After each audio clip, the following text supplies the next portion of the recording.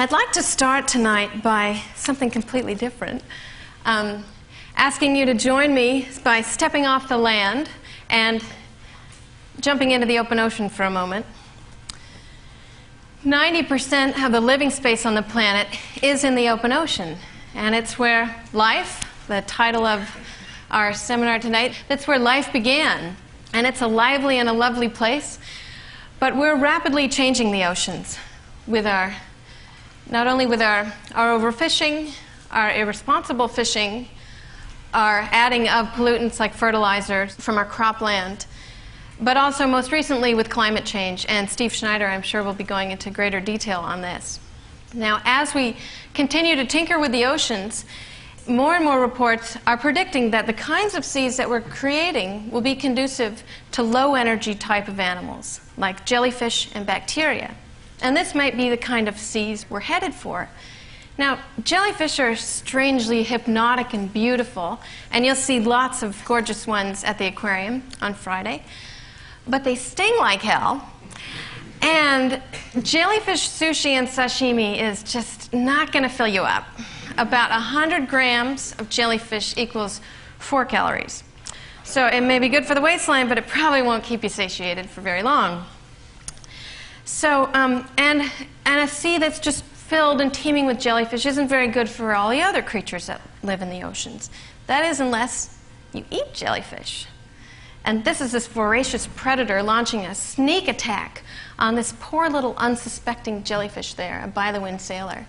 And that predator is the giant ocean sunfish, the mola mola, whose primary prey are jellyfish. This animal is in the Guinness World Book of Records for being the world's heaviest bony fish. It reaches up to almost 5,000 pounds on a diet of jellyfish, primarily. And I think it's kind of a nice little cosmological convergence here that the mola mola, its common name is sunfish, that its favorite food is the moon jelly. So it's kind of nice, the sun and the moon getting together this way, even if one is eating the other. So. Now, this is typically how you see sunfish. This is where they get their common name. They like to sunbathe. Can't blame them. They just lay out on the surface of the sea. And most people think they're sick or lazy. But that's a typical behavior. They lie out and bask on the surface. Their other name, mola mola, is, it sounds Hawaiian, but it's actually Latin for millstone. And that's attributable to their roundish, very bizarre, cut-off shape. It's as if, as they were growing, they just forgot the tail part. And that's actually what drew me to the mola in the first place, was this terribly bizarre shape. You know, you look at sharks, and they're streamlined and they're sleek. And you look at tuna, and they're like torpedoes. They just give away their agenda. They're about, you know, migration and strength. And then you look at the sunfish. And this is just so elegantly mysterious. It's just, it really kind of holds its cards a lot tighter than, say, a tuna. So I was just intrigued with what is this animal's story? Well, as with anything in biology, nothing really makes sense except in the light of evolution. The mole is no exception. They appeared shortly after the dinosaurs disappeared, 65 million years ago, at a time when whales still had legs. And they come from a rebellious little pufferfish faction. Oblige me a little Kipling-esque storytelling here. Of course, evolution is somewhat random, and, you know, about 55 million years ago, there was this rebellious little pufferfish faction that said, oh, the heck with the coral reefs, we're going to head to the high seas. And you know, lots of generations, lots of tweaking and torquing, and we turn our puffer into the mola. You know, if you give Mother Nature enough time, that is what she will produce. Maybe they look kind of prehistoric and unfinished, abridged, perhaps. But in fact, they vie for the top position of the most evolutionarily derived fish in the sea. Right up there with flatfish. Every single thing about that fish has been changed. And in terms of fishes, fishes appeared 500 million years ago. And they're pretty modern, just 50 million years ago. So interestingly, they give away their ancestry as they develop. They start as little eggs, and they're in the Guinness World Book of Records again for having the most number of eggs of any vertebrate on the planet. A single 4-foot female had 300 million eggs, can carry 300 million eggs in her ovaries. Imagine, and they get to be over 10 feet long. Imagine what a 10-foot one has. And from that little egg, they pass through this spiky little porcupine fish stage, reminiscent of their ancestry, and develop. This is their little adolescent stage. They school as adolescents and become behemoth loners as adults. And that's a little diver up there in the corner.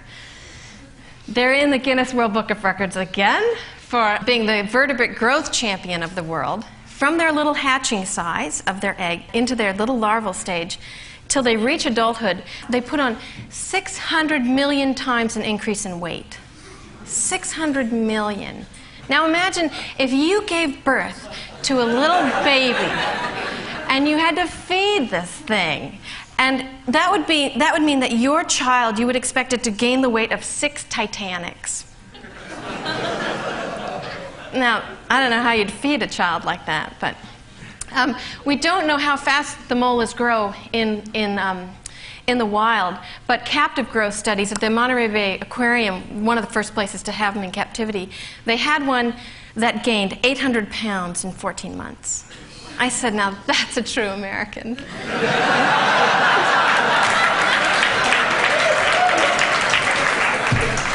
So being a loner is a great thing, especially in today's seas, because schooling used to be salvation for fishes, but it's suicide for fishes now.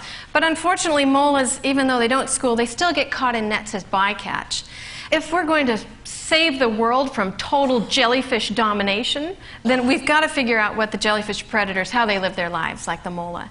And unfortunately, they make up a large portion of the California bycatch, up to 26% of the drift net. And in the Mediterranean, in the swordfish net fisheries, they make up to 90%. So we've got to figure out how they're living their lives. And how do you do that? How do you do that with an animal? Very few places in the world. This is an open ocean creature. It knows no boundaries. It doesn't go to land. How do you get insight? How do you seduce an open ocean creature like that to spill its secrets? Well, there's some great new technology that has just recently become available, and it's just a boon for getting insight into open ocean animals. And it's pictured right here. That little tag up there. That little tag can record temperature, depth, and light intensity, which is correlated with time, and from that we can get location. And it can record this data for up to 2 years and keep it in that tag, release at a pre-programmed time, float to the surface, upload all that data, that whole travel log, to satellite, which relays it directly to our computers, and we've got that whole data set. And we just had to tag the animal, and then we went home and, sat at our desks. So the great thing about the mola is that when we put the tag on them, if you look up here, that's streaming off. That's right where we put the tag. And it just so happens that's a parasite hanging off the mola. Molas are infamous for carrying tons of parasites. They're just parasite hotels. Even their parasites have parasites. I think Dunn wrote a poem about that. But they have 40 genera of parasites, and so we figured just one more parasite won't be too much of a problem. And they happen to be a very good vehicle for carrying oceanographic equipment. They don't seem to mind so far. So what are we trying to find out? We're focusing on the Pacific. We're tagging on the California coast, and we're tagging over in Taiwan and Japan. And we're interested in how these animals are using the currents, using temperature, using the open ocean to live their lives. We'd love to tag in Monterey. Monterey is one of the few places in the world where molas come in large numbers. Not this time of year, it's more around October. And we'd love to tag here. This is an aerial shot of Monterey. But unfortunately, the molas here end up looking like this. Because another one of our locals really likes molas, but in the wrong way. The California sea lion takes the molas as soon as they come into the bay, rips off their fins, fashions them into the ultimate frisbee mola style, and then tosses them back and forth. And I'm not exaggerating. It is just, and sometimes they don't eat them, it's just spiteful. And you know, the locals think it's terrible behavior. It's just horrible watching this happen day after day, and the poor little molas coming in, getting ripped to shreds. So we head down south to San Diego. Not so many California sea lions down there. And the molas there, you can find them with a spotter plane very easily, and they like to hang out under floating rafts of kelp. And under those kelps, this is why the molas come there, because it's spa time for the molas there. As soon as they get under those rafts of kelp, the exfoliating cleaner fish come. And they come and give the molas, you can see they strike this funny little position that says, I'm not threatening, but I need a massage.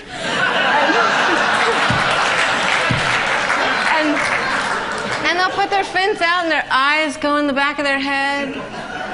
And the fish come up and they just clean, clean, clean, because the molas, you know, they're just a smorgasbord of parasites. And it's also a great place to go down south because the water's warmer. And the molas are kind of friendly down there. I mean, what other kind of fish, if you approach it right, will say, okay, scratch me right there? You truly can swim up to a mola. They're very gentle. And if you approach them right, you can give them a scratch and they enjoy it. So we've also tagged one part of the Pacific. We've gone over to another part of the Pacific, and we've tagged in Taiwan, and we tagged in Japan. And over in these places, the molas are caught in set nets that line these countries, and they're not thrown back as bycatch, they're eaten. We were served a 9-course meal of mola after we tagged. Well, not the one we tagged. And everything from the kidney to the testes to the backbone to the fin muscle to I think that's pretty much the whole fish, is eaten. So, oops. So the hardest part of tagging, though, is after you put that tag on, you have to wait months. And you're just wondering, oh, I hope the fish is safe. I hope it's going to be able to actually live its life out during the course that the tag is recording. The tags cost $3,500 each. And then satellite times another $500. So you're like, oh, I hope the tag is okay. And so the waiting is really the hardest part. I'm going to show you our latest data set, and it hasn't been published, so it's totally privy information just for TED. And in showing you this, you know, when looking at this data, we're thinking, oh, do these animals, do they cross the equator? Do they go from one side of the Pacific to the other? And we found that they kind of are homebodies.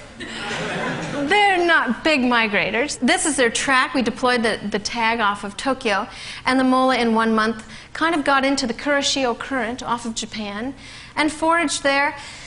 And after 4 months, went up, you know, off of the north part of Japan, and that's kind of their home range. Now that's important, though, because if there's a lot of fishing pressure, that population doesn't get replenished.